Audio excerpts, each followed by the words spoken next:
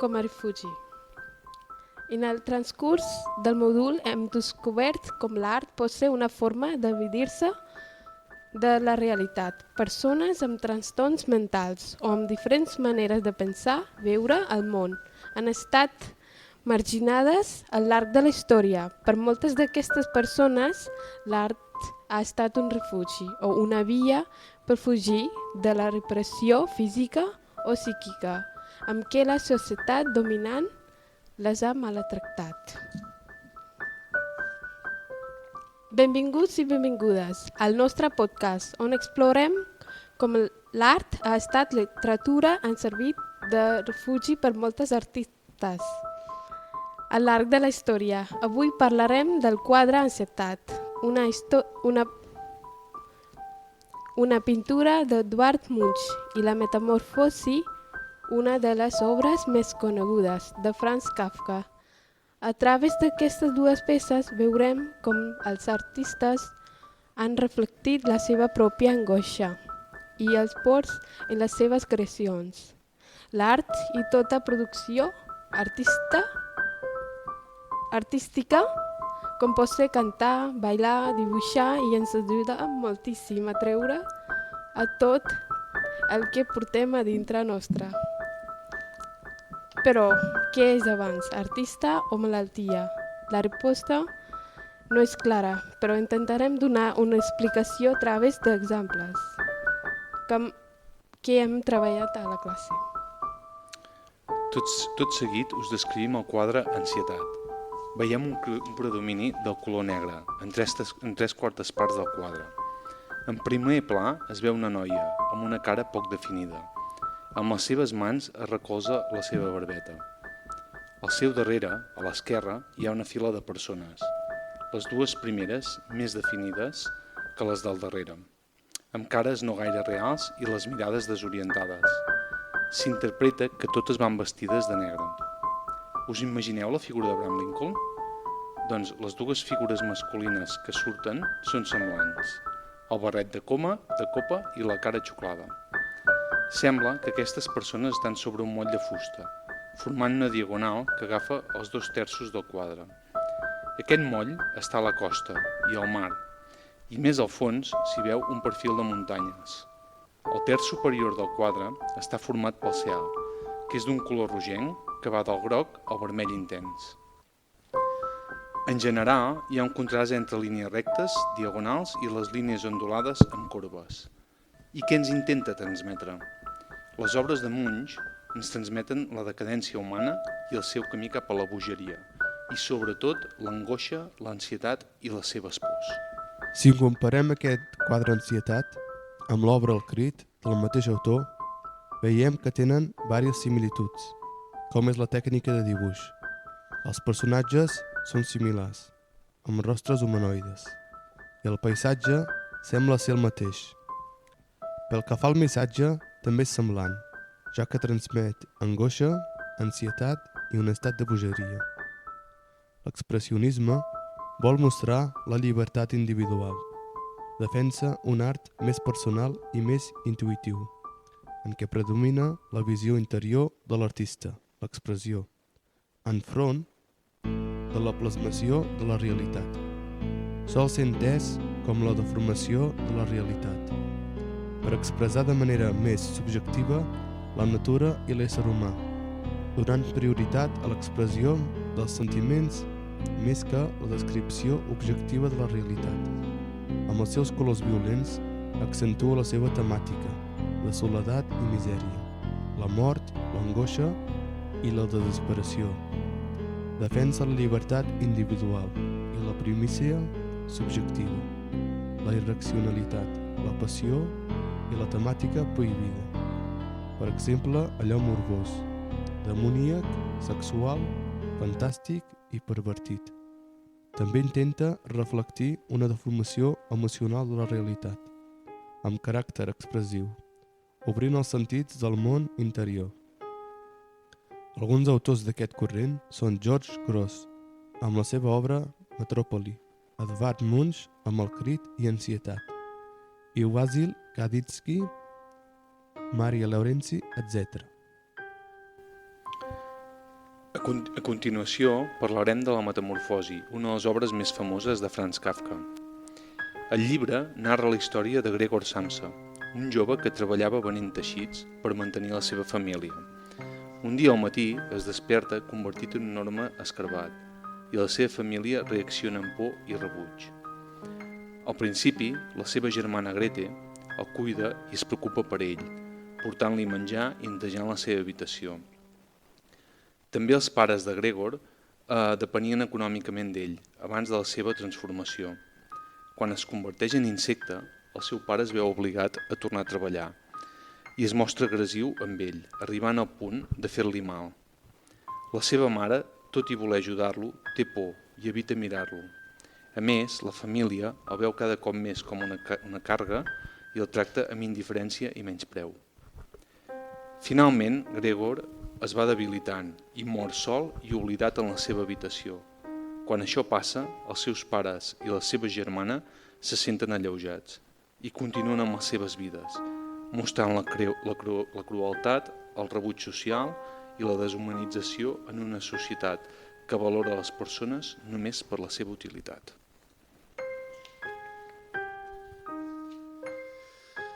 Què us sembla si parlem una mica dels personatges?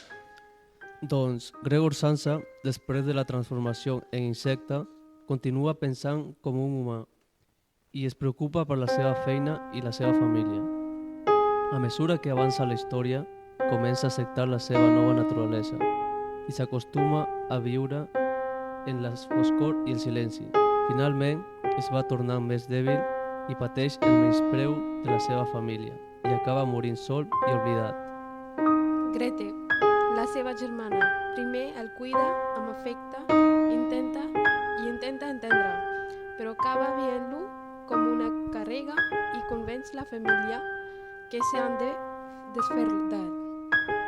El pare és un home que depenia econòmicament de Gregor i després de la transformació del seu fill es veu obligat a tornar a treballar i es torna més autoritari i agressiu.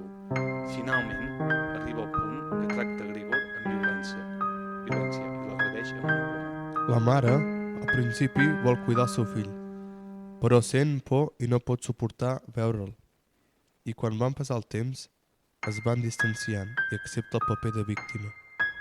Finalment, no intervé i només expressa una tristesa passiva quan Gregor mor.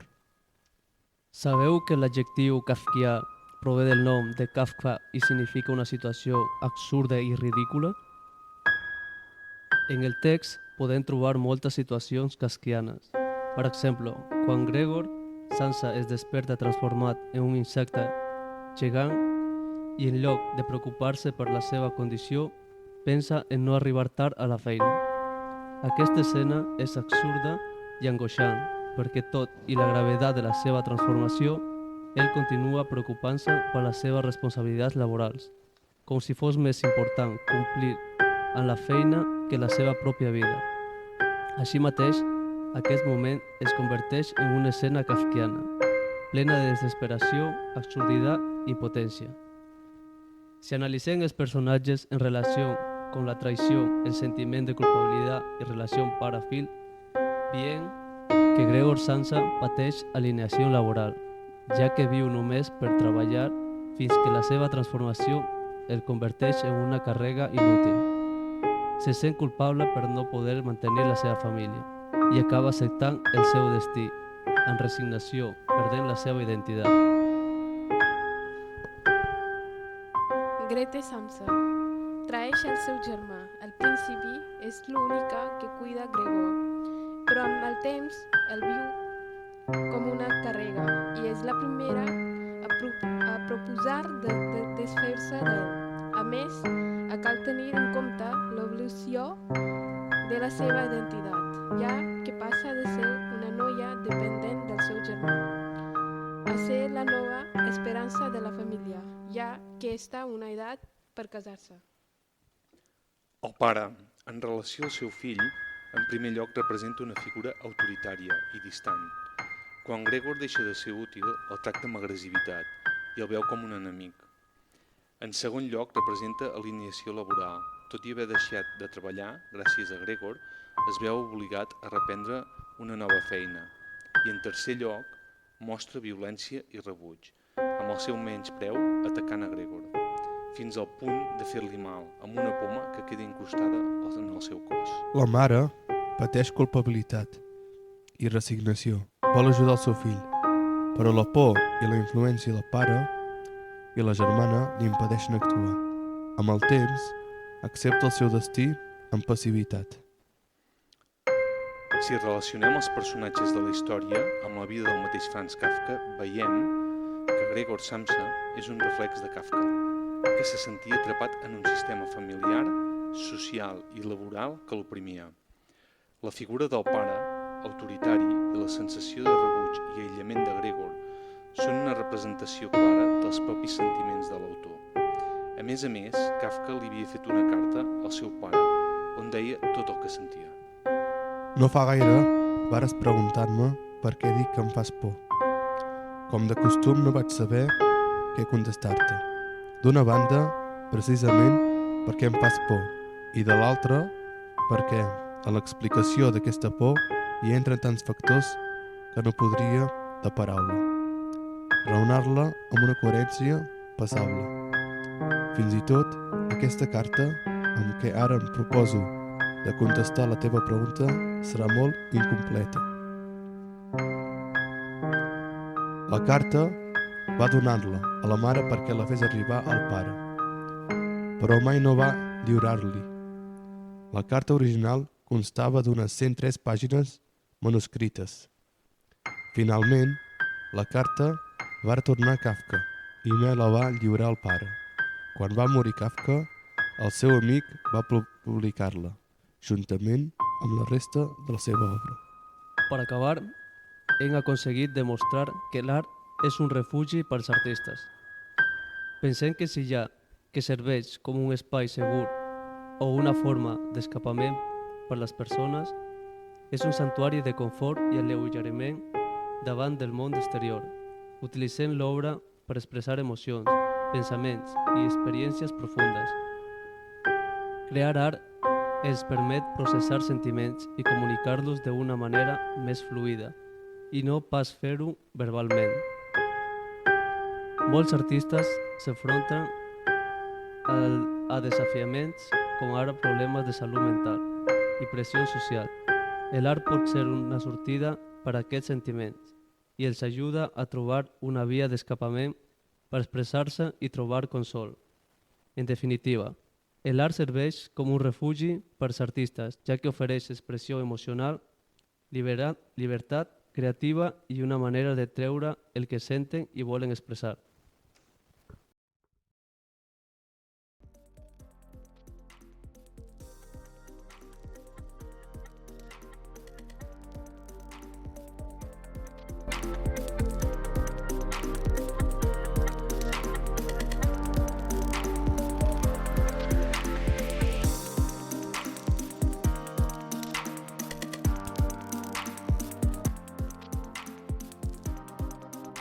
Queridos oyentes, damos paso a nuestra siguiente sesión, Luces y Sombras, que consiste en narraciones sobre problemas cotidianos. En este episodio veremos lo que pasa en la Casa Solá y si juntos consiguen resolver la situación. En la siguiente narración encontramos a Youssef Mahmoud como narrador, Jordi Piñol como David Solá, el padre, Anastasia Zakharova como Marina Solá, la hermana mayor, Amanjot Kaur como Gina Solá, la hermana menor y protagonista, y Alex Simancas como el doctor Alonso, el psicólogo. Sin más dilación, damos paso a nuestra novela, titulada Delante del espejo.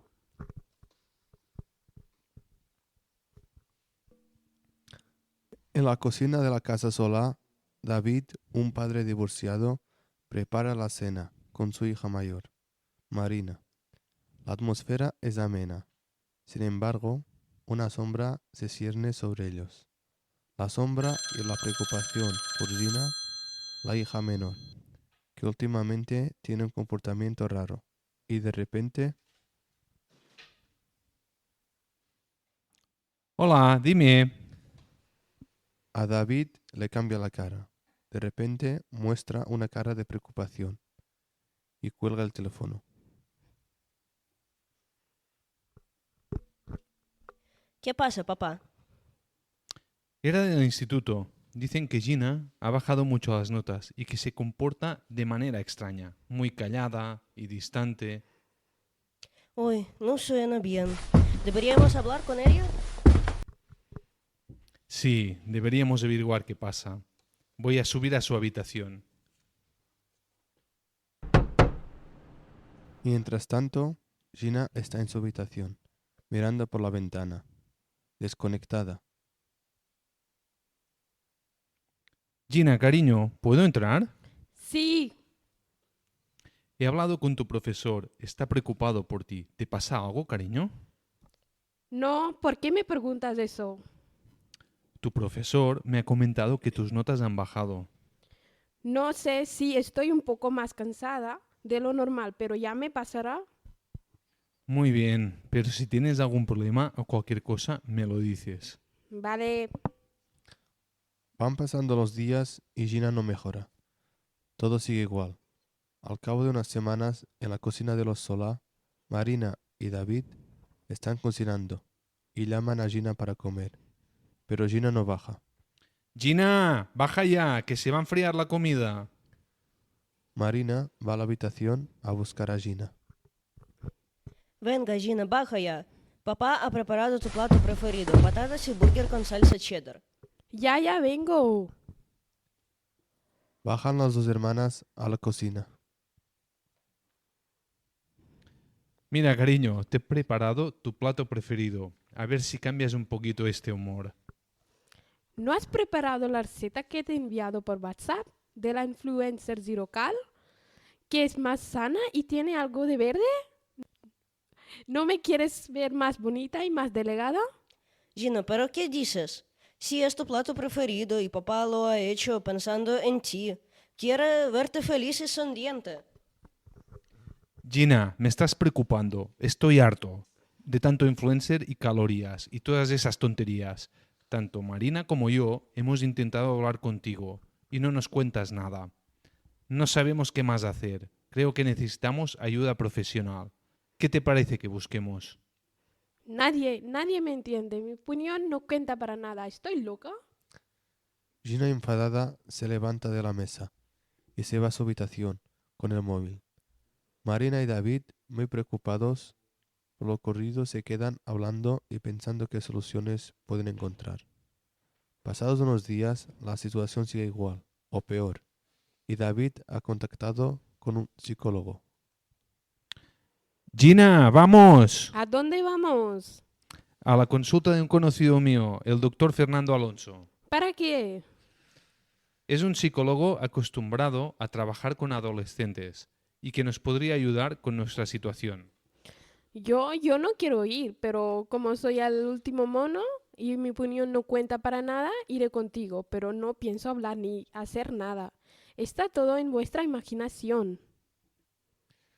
En la sala de espera, David, Marina y Gina esperaban a ser recibidos por el psicólogo Fernando Alonso. Gina está leyendo los carteles donde hay diferencias entre personas con trastornos de conducta alimentaria y personas sin ese tipo de problemas. Poco a poco, cada frase va calando un poco en ella, y algo en su parte más interna hace clic, aunque no lo reconoce. Son llamados por el doctor y entran a la consulta. Gina, gracias por venir. Aquí estás segura y puedes contarme lo que te preocupa. No sé qué hago aquí, pero mi padre quiere que venga y como mi opinión no cuenta para nada, entonces pues aquí estoy. Muy bien, Gina. Vamos a hablar un rato y vamos a ver cómo está la situación. David, ¿nos puedes esperar en la sala de espera y luego hablamos hasta dentro de un rato? Perfecto, doctor Alonso. Hasta ahora. Gina y el doctor Alonso entran a la consulta y empiezan a hablar. Muy bien, Gina. Cuéntame por qué crees que tu padre te ha traído aquí. No sé muy bien. Yo no tengo ningún problema.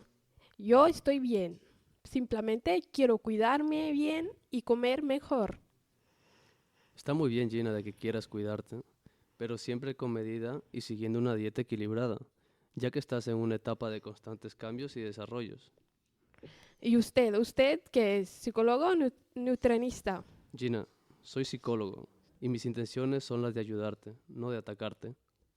Gina se tranquilizó un poco y el doctor poco a poco fue ganándose la confianza de Gina.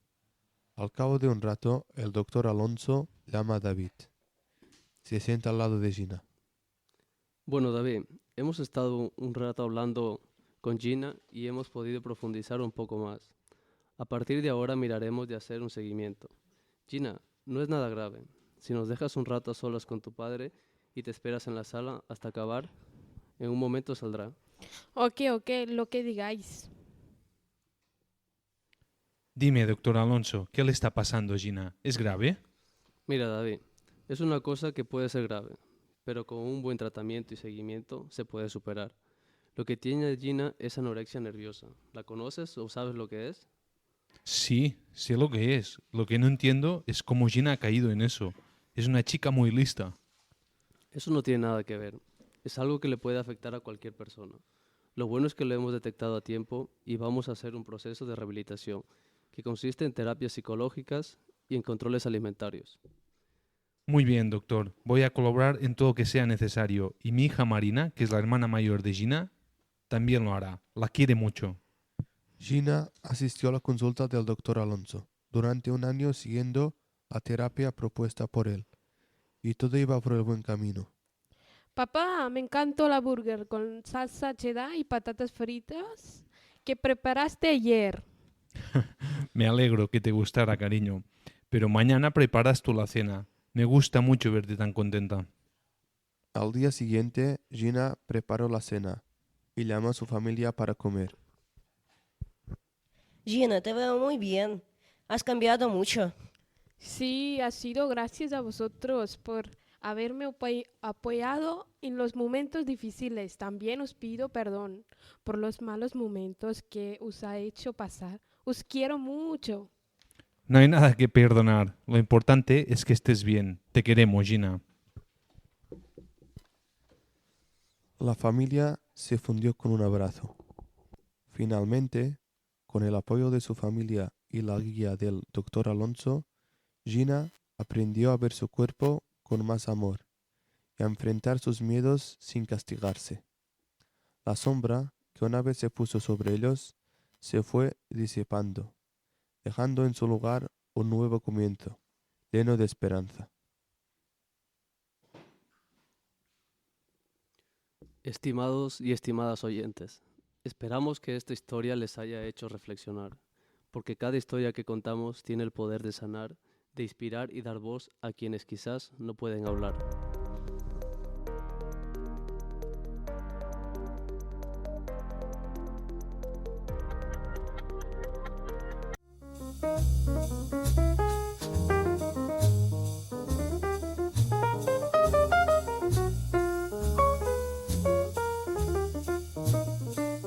Hola, bon dia. Benvinguts a Ràdio Montseny. Soc Joan Roquer i això són Altes Veus i Mateixament, el teu programa de salut mental.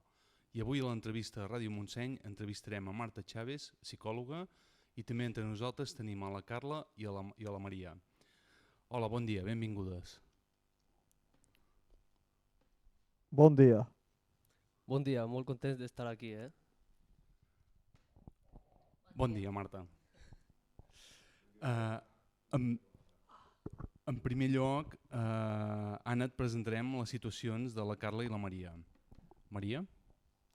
Hola, tinc 45 anys. Soc treballadora autònoma. Estic divorciada i el meu marit està absent, amb el qual no rebo cap pensió. Els meus pares intenten ajudar, però viuen en una altra ciutat. Això fa que no em puguin ajudar gaire. Tinc problemes econòmics i pateixo ansietat i sobrecàrrega per responsabilitats laborals i familiars. He tingut algun episodi d'atac d'angoixa i no tinc temps per mi. Bé, Marta, nosaltres hem fet algunes consultes per intentar donar-li alguns consells i poder millorar la seva situació. Els exposarem a continuació i així podrem debatre si són correctes, es poden ampliar, millorar, a veure si ens pots donar la teva opinió. Molt bé. Ens han recomanat que en el cas de la Maria podria organitzar-se creant una planificació setmanal, una agenda per programar les seves tasques, dividir el seu dia en blocs per a la feina i la família, pot ajudar a organitzar-se. Això no sé si prefereixes que primer t'exposem una miqueta tot o parlar per cada punt o Com vulgueu el que vosaltres. prefereixis. Te'ls exposo una miqueta i en funció del que vegis doncs, ens anem parant punt per punt o fent tot seguit. Perfecte. L'altre també ens han recomanat que establim prioritats, identificar quines tasques són realment urgents i quines no, i aprendre a dir no a compromisos no essencials. Suport emocional, buscar grups de suport per mares treballadores soles i així compartir experiències i rebre consells. Tema d'amistats, mantenir els contactes que ja té i buscar amics nous que li puguin donar suport moral i emocional. Programar petites pauses al llarg del dia per fer activitats que li agradin, caminar, llegir, tot el que li pugui agradar amb ella. També tècniques de relaxació, intentar fer meditació, respiració profunda o ioga. I també, tema de teràpia, podria assistir un psicòleg o terapeuta que pugui ajudar-la a gestionar l'ansietat i tècniques d'afrontament. I pel tema de les finances, buscar assessors que pugui oferir consells sobre la gestió econòmica i buscar ajudes i subvencions disponibles per a nois en la seva situació. I no intentar gastar diners en coses no essencials. Molt bé. No sé si afegiries alguna altra cosa o potser ens hem passat de rosca o... Jo potser us canviaria l'ordre Sí? perquè la Maria ens ha explicat que és treballadora autònoma i que tota l'ansietat que pateix, no, és per aquesta sobrecàrrega. Aleshores, si amb una persona que té sobrecàrrega, a més li afegim que has de fer amics i has de buscar temps per fer amistats, a més has d'anar amb un grup de mares per compartir experiències, encara li estem afegint Més estrès. més càrrega, no, de la que ja té. Per tant, jo potser canviaria l'ordre, no, de les coses que li heu anat com aconsellant i potser li aconsellaria primer buscar un assessor de finances, Sí. no, i que ens ajudi a estructurar tot aquest desgavell econòmic que podem tenir i després prioritzar-se ella, no, i aconseguir doncs, amb tècniques de relaxació, que està molt bé, doncs baixar aquesta ansietat, no, i poder controlar-la i veure que realment que l'ansietat és una cosa que podem patir tots i que no sempre requereix de l'ajuda d'un expert, sinó que moltes vegades doncs, ens serveix en el dia a dia per sobreportar les diferents coses que ens van passant. Què passa que quan això es cronifica, no, i ho patim a diari, doncs és el moment en el que ens suposa una dificultat per portar la nostra vida diària. Però estan molt bé les coses que li heu dit, però jo potser canviaria l'ordre. Vale, no. Anar per punts i per prioritats, no? Sense exigir-te més del que pots fer. Sí, no, perquè Cada si una vegada. persona que va molt a tope li anem afegint més coses, pues, després li pot suposar un més a més. Que això la societat ja ens ho porta, eh? Vull dir, en aquesta societat en la que estem tenim tot de càrregues afegides i ens en van afegint més i ens en van imposant més, per tant, l'ansietat cada vegada és Es va més fent present. gran. Es va fent més gran. Molt bé, doncs continuarem. A priori ara passaré amb el meu company que et presentarà la Carla i una miqueta les seves situacions. Gràcies. Bueno, te presento yo el perfil de la Carla. Es una noia que té 22 anys, és soltera, estudia, treballa, no té amistats i té responsabilitats laborals i educatives. A més, té problemes en l'entorn familiar i a més pateix ansietat social. A veure, què consell li donaries a aquest perfil? L'ansietat social que pateix la Carla li impedeix anar, per exemple, a la feina o anar al Sí. centre educatiu? Sí. Doncs potser sí que la Carla hauria de primer veure quina gestió de l'ansietat fa, no? És a dir, quan té aquesta ansietat social, què li passa? Quins símptomes mostra? Té mareig, té ofec, li costa respirar... Bueno, llavors, en funció dels símptomes que té, donar-li algun consell per alguna tècnica, no? de calmar-se i de baixar l'ansietat, i després doncs, anar a poc anar treballant tota aquesta ansietat social, no? I progressivament anar fent petites reintroduccions amb entorns potser més controlats. Doncs, si té un grup d'amics de confiança, doncs, potser li aconsellaria que comencés a quedar primer amb una persona, després amb dues i anar ampliant. Sí, bé, de fet és el que havíem comentat aquí una miqueta, que ens hem saltat algun pas d'això d'aquí. Josep, si ho vols comentar una miqueta. Molts dels consells que ens han donat a la Maria et serveixen per a tu també. Només hi afegiria un parell o 3 de punts. Primer de tot, acudir a un psicòleg o terapeuta perquè et doni tècniques d'afrontació i relaxament. Començar a poc a tenir contactes amb grups reduïts de persones. Assistir a grups de suport emocionals amb gent que tingui la mateixa problemàtica que tu, per tal de compartir experiències i rebre consells. Molt bé, doncs ho havíeu pensat molt bé, vull dir, eren molt bons consells. Molt bé. I després aquí ja et farem una miqueta de preguntes més generals. Gràcies Maria i gràcies Carles per acompanyar-nos.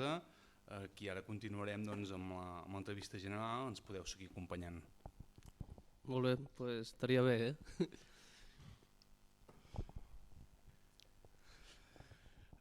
Quins creus que són els factors més comuns que generen l'ansietat? De factors que generen ansietat en tenim com 3.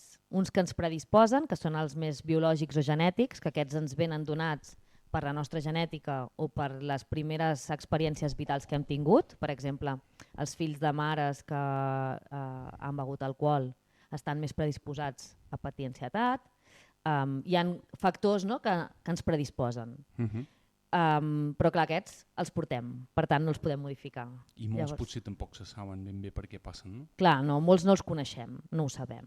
Llavors hi ha factors externs, que són la societat en la que vivim, no? És a dir, situacions d'un canvi radical de vida o situacions d'estrès. El que heu explicat una mica dels exemples, no? Portar una vida on tenim unes exigències, persones que són molt exigents amb si mateixes, o dificultats econòmiques, dificultats familiars, traumes, no?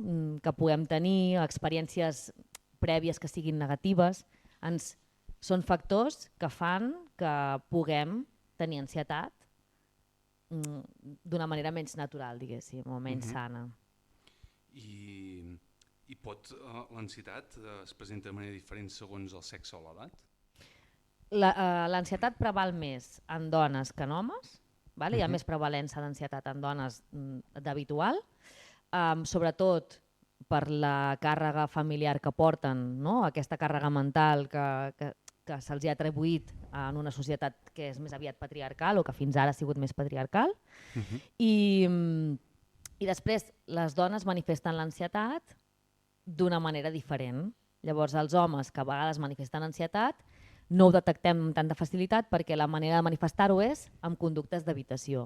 Què vol dir? Doncs, si a mi em genera ansietat segons quina situació, doncs els homes tendeixen més a evitar-les o tendeixen més a contestar amb agressivitat i a manifestar menys els símptomes típics que donem com a ansietat. Molt bé. I també pot ser que sigui perquè els homes no acudeixen a un professional tant com les dones? A demanar ajuda perquè ens entenguem?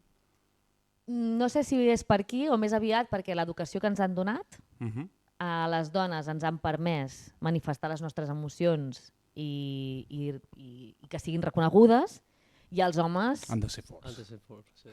Llavors, com que la societat ens ha portat a uns patrons de conducta per homes diferents que de dones, els homes què es troben? Que no els hi han ensenyat a fer una gestió emocional i els hi han dit que els nens no ploren.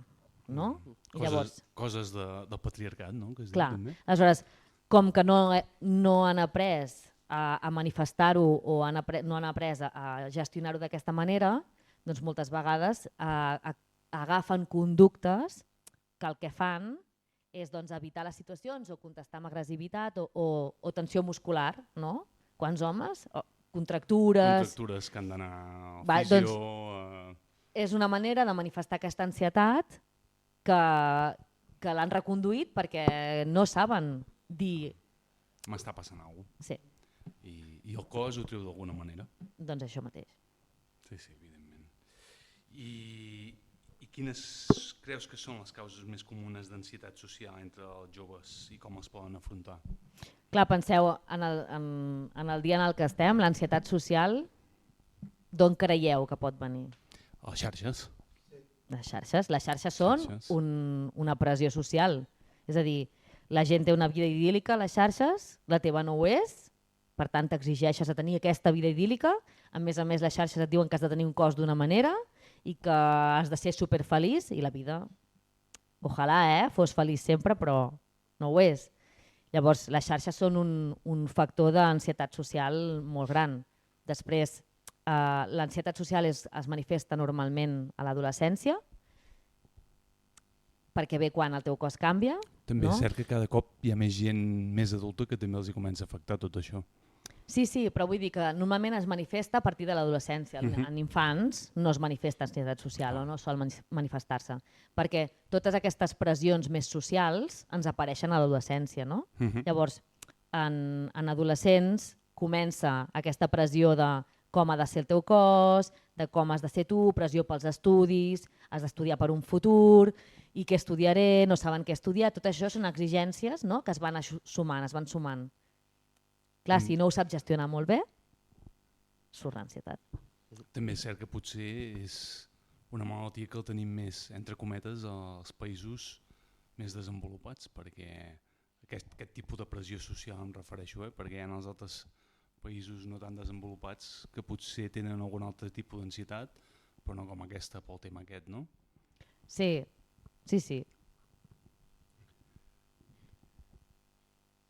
I les dues últimes preguntes que...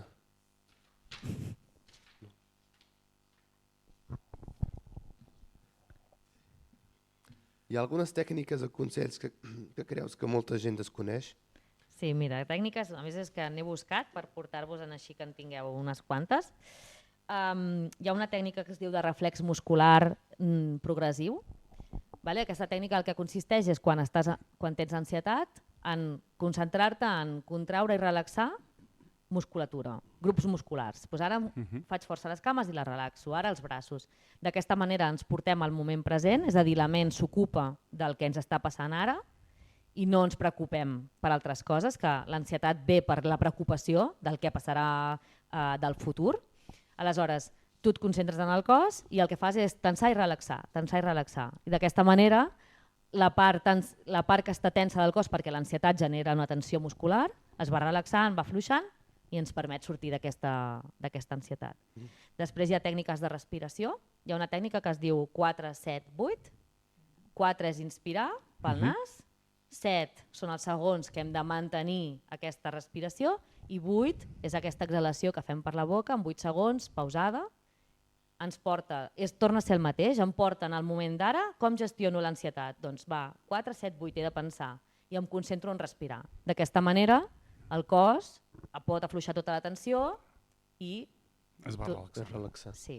I llavors, quan tenim així un atac molt fort d'ansietat, hi ha una altra tècnica que es diu 5, 4, 3, 2, 1 i consisteix en fixar-te en 5 coses que veus, 4 coses que pots tocar, 3 coses que pots sentir, escoltar, 2 coses que pots olorar i una cosa que pots tastar.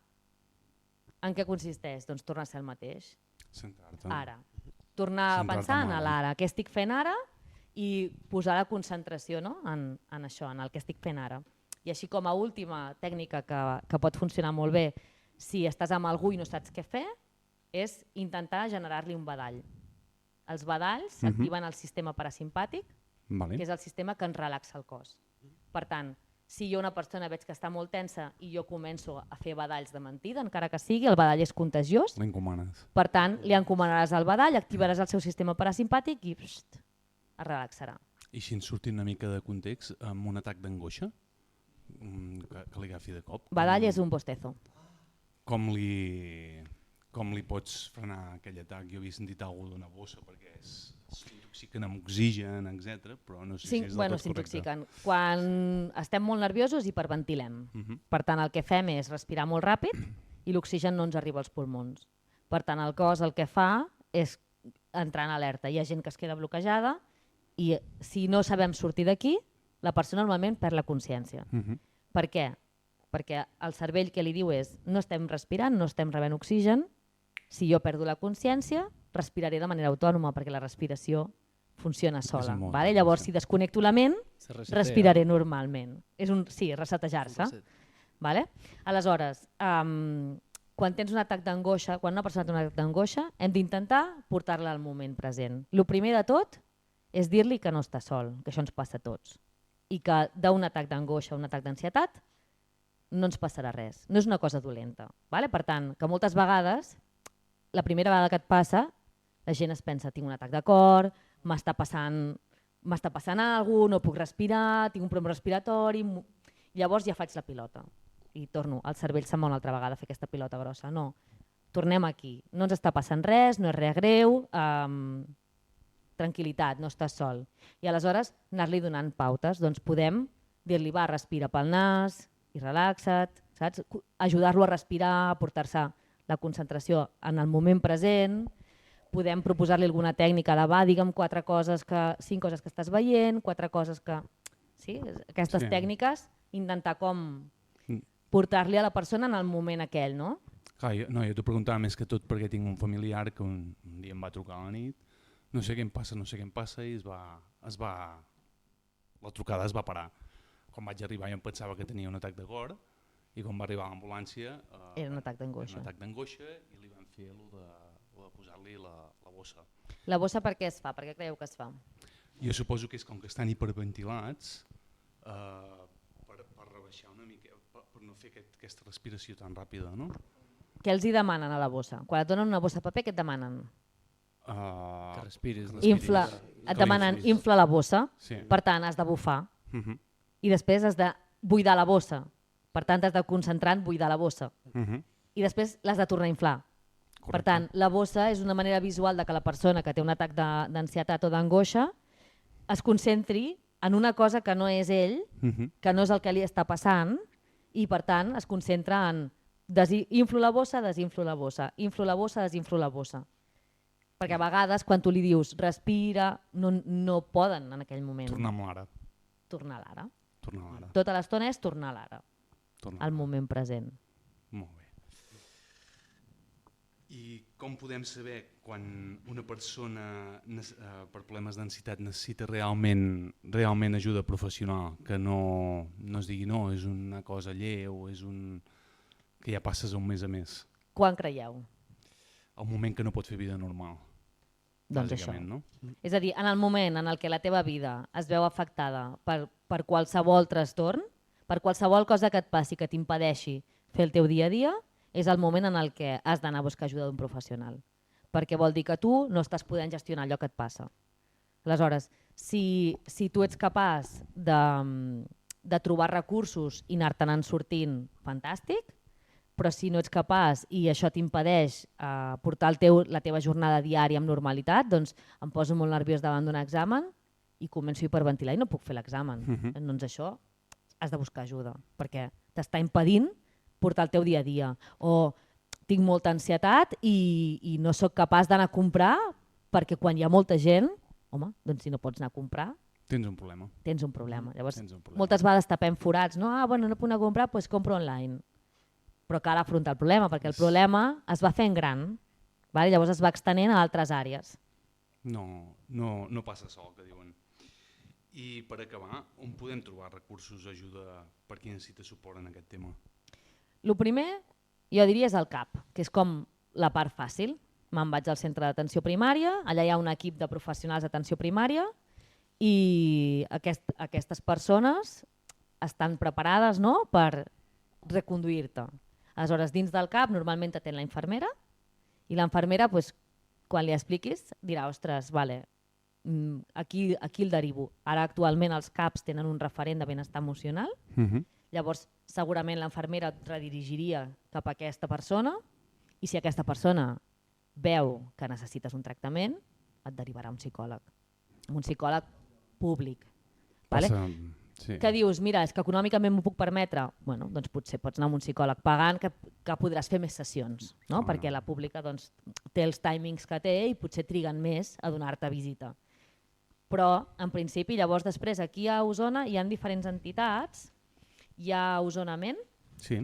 que tenen assessorament i també actuen gratuïtament, i m'ho havia apuntat. I llavors hi ha una taula que es diu Taula de Salut Mental i Addiccions, que també assessoren cap a on et poden derivar. I llavors hi ha el SOAF, que és el Servei d'Orientació i Acompanyament a les Famílies, que en casos com els que m'heu explicat, no? D'una mare soltera, que doncs, el SOAF és un lloc on podria anar, perquè és un servei públic que el que fan és orientar-te.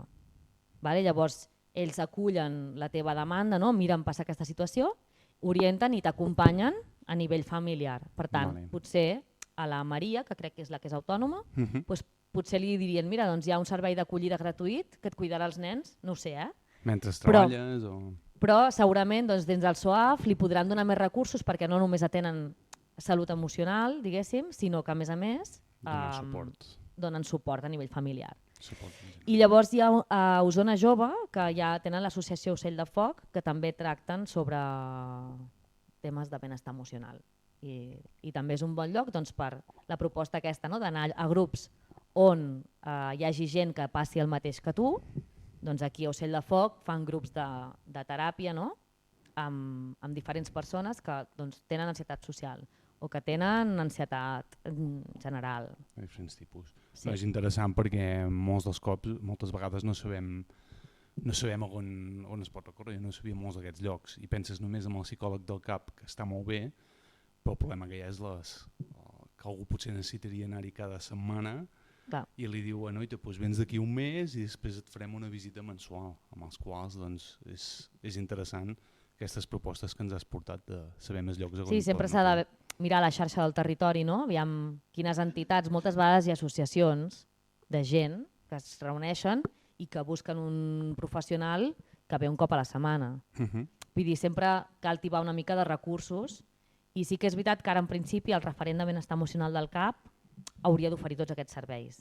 Per tant, i si no, en el treballador social també és una altra opció. En un cas on sóc una família i la meva ansietat ve per una situació familiar concreta, anar al treballador social de l'Ajuntament i dir-li on em poden donar ajuda. Són ells qui tenen tota la xarxa del territori i et diran, mira, doncs pots anar aquí o pots anar a aquest altre lloc. Molt bé. I per acabar ja, a vegades les persones que tenen problemes tipus de salut mental, però en aquest cas l'ansietat d'això, doncs no volen reconèixer.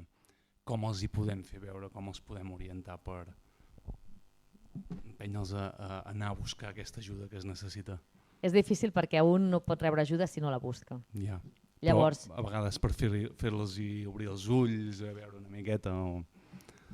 Acompanyar, ser-hi. És a dir, l'única manera és ser-hi, acompanyar i quan situacions en què veiem que li afecta la vida diària, poder-li dir ostres, veus que no pots fer això perquè tens ansietat o et trobes malament o estàs angoixat. Però ha de ser voluntari.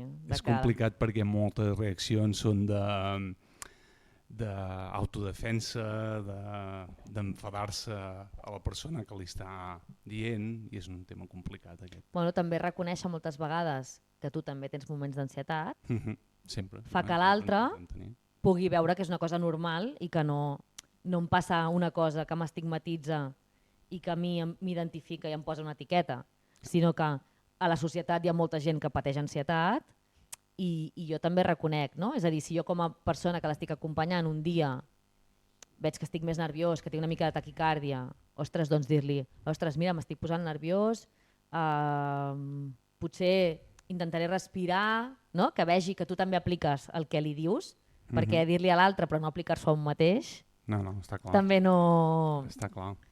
És el gran problema que ara ja es va superant, però que està molt estigmatitzat tot el tema de salut mental, perquè tema físic podem dir sí, em passa alguna cosa al cos i no passa res, però quan és al cap, em diran que estic boig.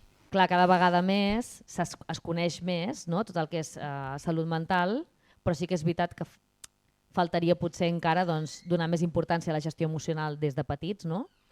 El no dir-li al nen no passa res, no? Plora, no passa res, no? Sí que passa, estàs nerviós, estàs plorant, no passa, vull dir, estem aquí, t'estem acompanyant. I... A veure quin és el motiu, no Sí. ploris, no passa res. Perfecte, moltes gràcies. A vosaltres. Doncs ha sigut una entrevista molt interessant. Gràcies a tots i totes per acompanyar-nos i compartir les vostres experiències. I vosaltres, oients, us recordem que us esperem demà, com sempre, a les 9 del matí i amb l'entrevista a Jordi Rubiró, professor de Biologia i Matemàtiques de l'Escola CFA Montseny de Vic. Moltes gràcies i fins demà.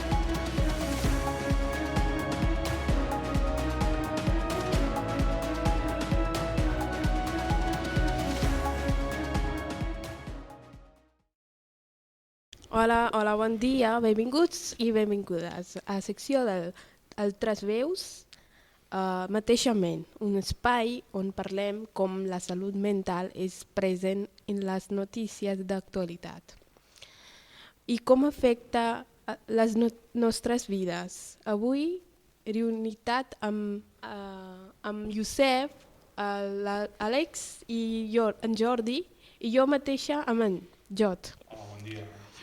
Bon dia. A través de diferents veus i perspectives explorem temes clau per entendre millor la realitat que ens envolta. Començo jo amb la meva notícia. Des de la pàgina web de 324 van publicar una notícia el dia 10 del desembre del 2024, que fa gaire temps. Va escrita per Josep Maria Camps Colet. Aprovat el Pla Nacional de Salut Mental, amb el títol. Avui jo vull parlar d'una notícia molt important. El govern de Catalunya ha aprovat un pla per millorar la salut mental durant els pròxims 8 anys. L'objectiu és clar, ajudar a totes les persones que tenen problemes, no, de salut mental i fer que l'atenció sigui més fàcil d'aconseguir.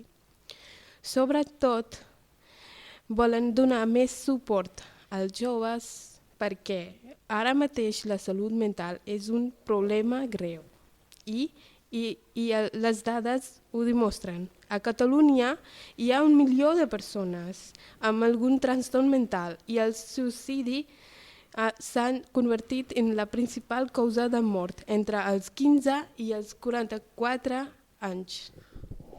Un parell de preguntes a en Jot. Per què es volen suïcidar?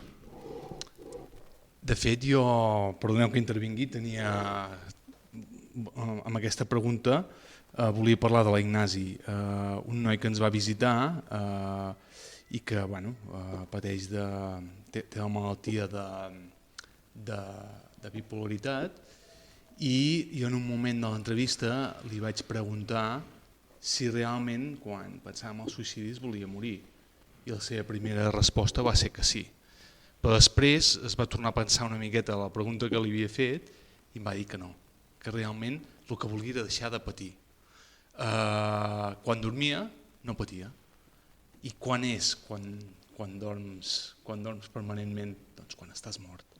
I per això realment es plantejava el suïcidi, simplement per deixar de patir.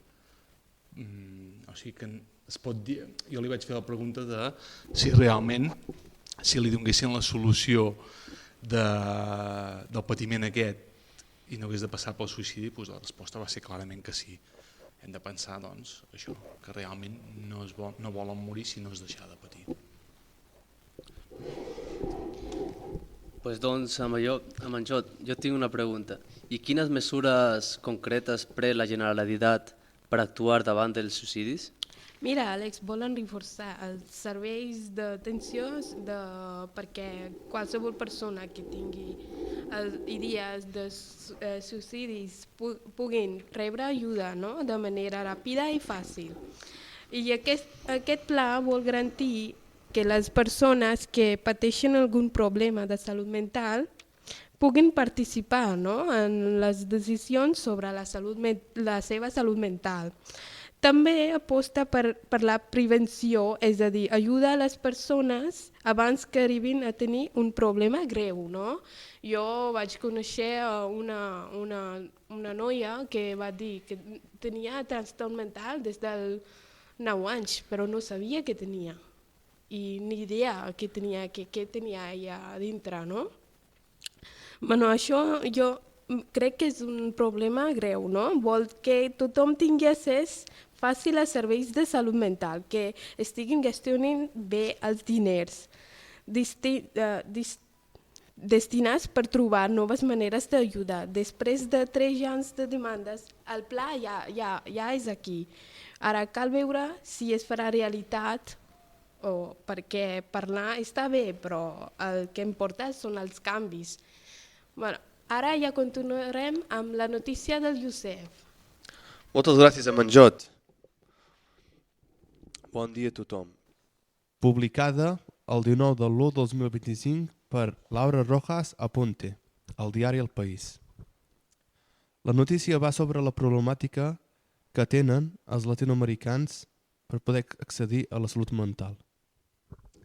Les xifres del Departament de la Salut de Nova York són molt altes. Només 3 de cada un latinoamericà diagnosticat amb depressió pot accedir al tractament, mentre que els americans el 50% hi pot accedir. Els preus per fer una sessió de teràpia va entre els 200 i 350 dòlars. Això fa que hi hagi una desconnexió cultural entre pacients i terapeutes. Tenim un exemple d'una noia que es diu Mazant, que pateix depressió. És una noia a Latinoamèrica de 29 anys que una vegada va anar amb un terapeuta i l'únic que li va dir que se'n tornés al seu país, perquè no l'entenia. Avui dia hi ha una organització comunitària que es diu UNMIC, que ofereix classes a persones migrants en temes d'habitatge, idiomes, així els hi asseguren serveis més assequibles a l'hora de tractar la salut mental. Ostres, què dius? 200 i 400 dòlars. Algú de vosaltres sap quan paga aquí en Catalunya? Jo crec 60 euros és mínim, però jo no crec que no arriben 200 euros.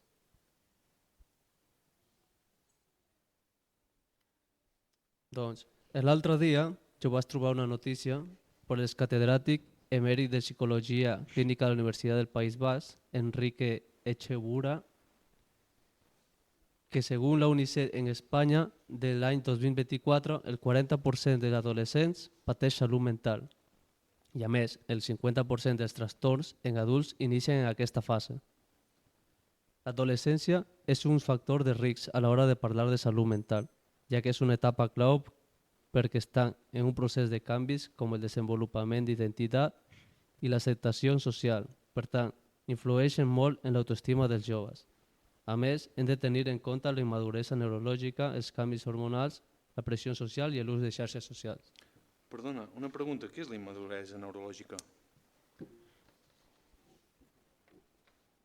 Pues això significa que algunes funcions cerebrals encara no han madurat al ritme esperat, fet que pot influir en aspectes com l'atenció, la regulació emocional o el processament de la informació.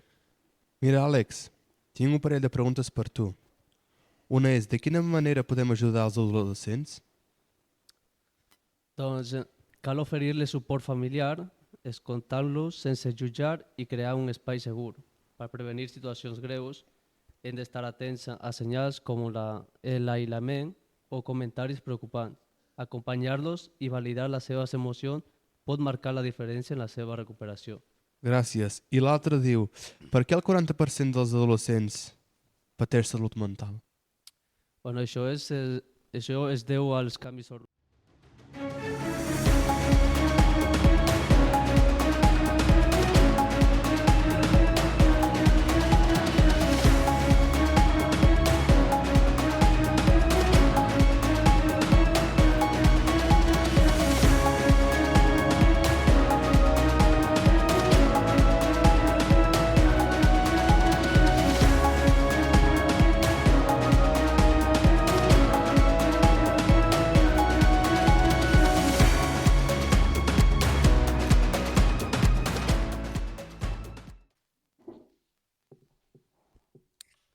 Hola, bon dia. Benvinguts a Ràdio Montseny. Soc Joan Roquer i això és Altes Veus mateixament, el teu programa de salut mental. Avui parlarem del cervell en bucle, mites i realitats sobre el circuit de recompensa. Per parlar d'aquest tema ens acompanyen el doctor Fernando Alonso, psiquiatre en cap de la unitat de psiquiatria de l'Hospital Vall d'Hebron de Barcelona, i el doctor Joan Garcia, de l'equip de psicologia de salut mental del Consorci Hospitalari de Vic. Benvinguts, doctor Alonso i doctor Garcia. Gràcies. Moltes gràcies. També rebrem trucades dels oients per preguntes i compartir experiències. A continuació, el doctor Garcia ens farà una breu introducció sobre el circuit de recompensa. Molt bé, ara us explicaré el circuit de recompensa. És un sistema del cervell encarregat de generar sensacions de plaer i motivació per fer activitats beneficioses per la supervivència. Això es relaciona amb voler fer certes activitats i de repetir-les. N'hi ha de químiques i de comportament. Quan fem activitats beneficioses com menjar, socialitzar o reproduir-nos, també motiva a repetir resultats positius. Moltes gràcies, doctor Garcia, per la seva introducció. Passarem a la primera trucada. Ella és la Sílvia de Manresa. Bon dia, Sílvia. Quina és la seva consulta? Hola, bon dia. Jo sóc la Sílvia des de la Manresa. És que jo penso que a vegades és difícil de demanar resultats, no? Per això m'hi aprofito a preguntar aquí. La meva pregunta és, les persones addictes tenen un cervell defectuós o no? Doncs a la teva pregunta, com ha dit el doctor Joan, és una alteració que es veu afectat per l'excés d'estímuls, ja sigui per substàncies addictives o per comportaments, que fa que el circuit s'active de manera exagerada i així alliberant grans quantitats de dopamina. Això genera la sensació de plaer i fa que tornis a repetir. Gràcies per... Com aquest mite pot afectar la percepció social sobre les persones amb addiccions? Doncs aquest mite pot generar estigmatització, dificultant la seva integració social i laboral, desmotivació per buscar ajuda i deshumanització en les persones. Per tant, és molt important parlar-ne perquè això pot fer que la gent no busqui tant l'ajuda allò que necessita. Sí, i així poder trencar fronteres. Correcte. Gràcies, doctor. Gràcies, doctor. Bé, passarem a la següent trucada. Ella és la Lucía de Vic. Bon dia, Lucía. Quina és la seva consulta? Bon dia. Jo tinc una pregunta de curiositat. Les addiccions només afecten persones febles de caràcter o no? No, poden afectar les diferents maneres i dependentment de la força del seu caràcter. Les addiccions poden estar influenciades per combinació de factors genètics, ambientals, emocionals i socials. I com pot influir aquest mite a l'hora de tractar les persones amb addiccions?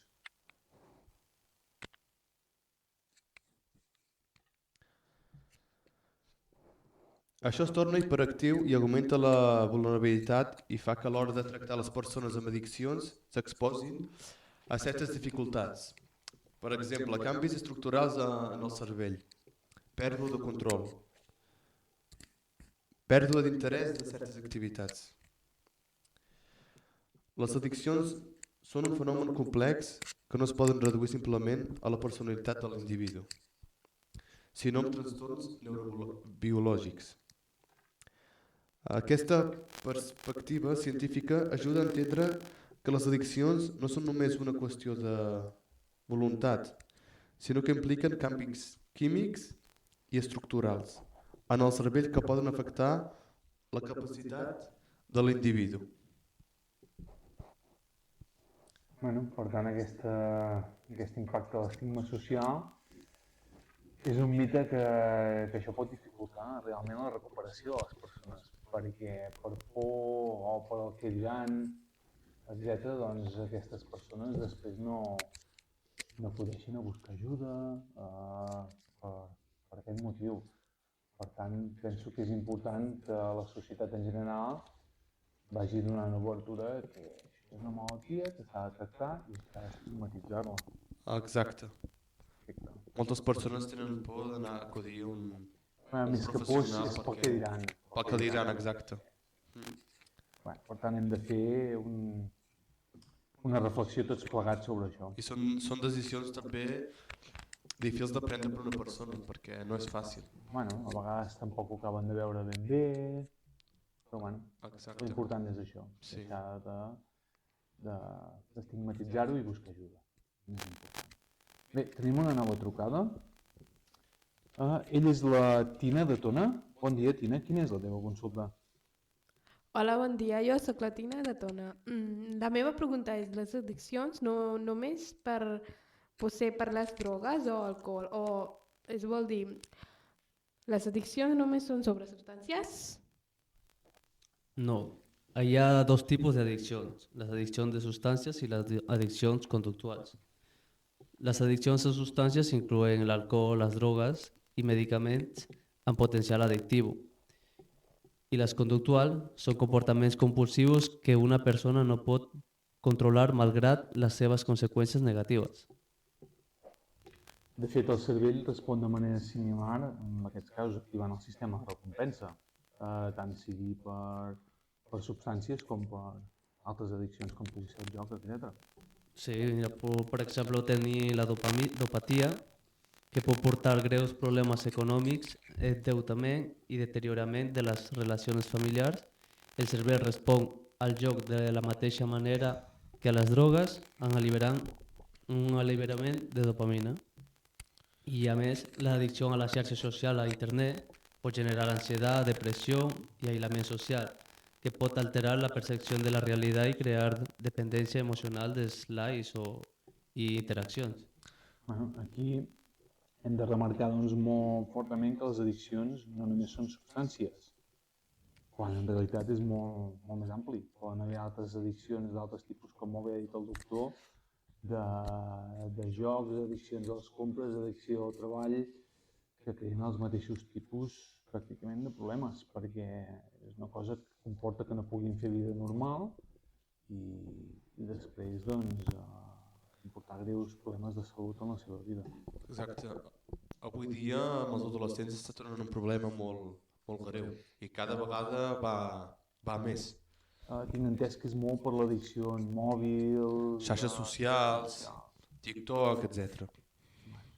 Un nou tipus d'addicció que està sorgint en els temps que correm. Molt bé, passarem a la següent trucada. Ella és la Marina de Sabadell. Bon dia, Marina, quina és la teva consulta? Bon dia. Jo vull preguntar si el cervell de les persones addictes és irrecuperable. Bon dia, Marina. Doncs el cervell de les persones addictes no és irrecuperable.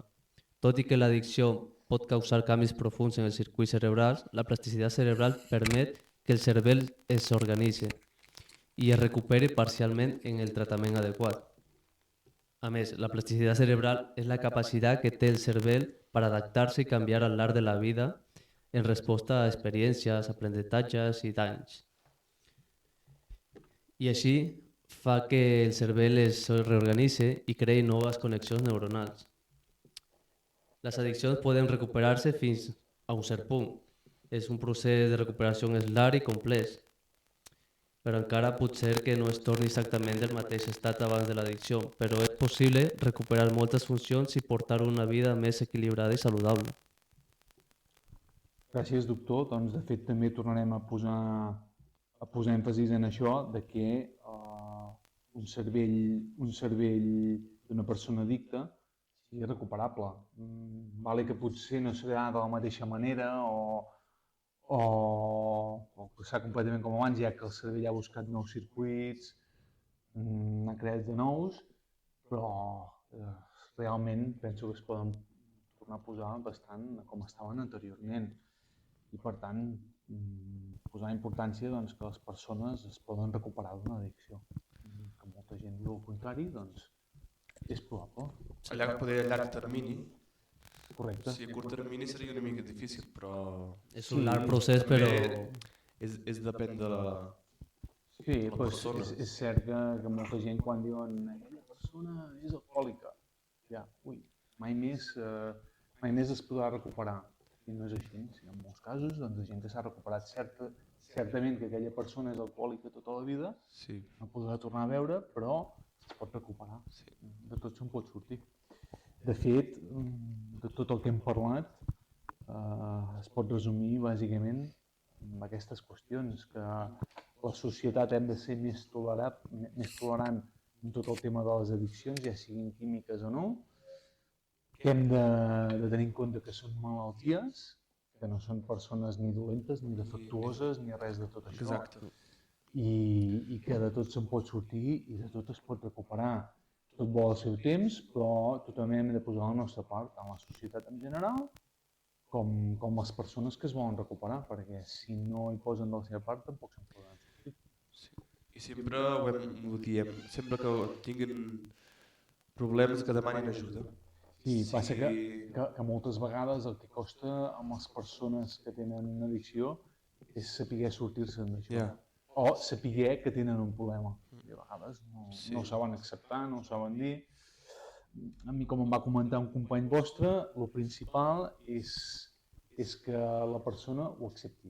Un cop ho ha acceptat, després es pot començar la recuperació. Sí. Bueno, y de esta manera pueden trancar mitos, ¿no? Como la pregunta de abans, ¿no? El cervell defectuós, ¿no? Correcte. Bé, m'alegro molt que hagueu vingut aquí. Ha sigut un intercanvi d'experiències molt interessant i espero poder-los veure ben aviat per aquí per tornar a comentar un altre tema d'aquests. Crec que ha dit molt interessant pels oients i per les persones que... Segur que comportarà que molta gent demani ajuda o que la gent sigui més tolerant en tot aquest tema. Moltes gràcies de nou. Moltes gràcies. Bon dia. Benvinguts i fins demà. Bon dia. Bon dia.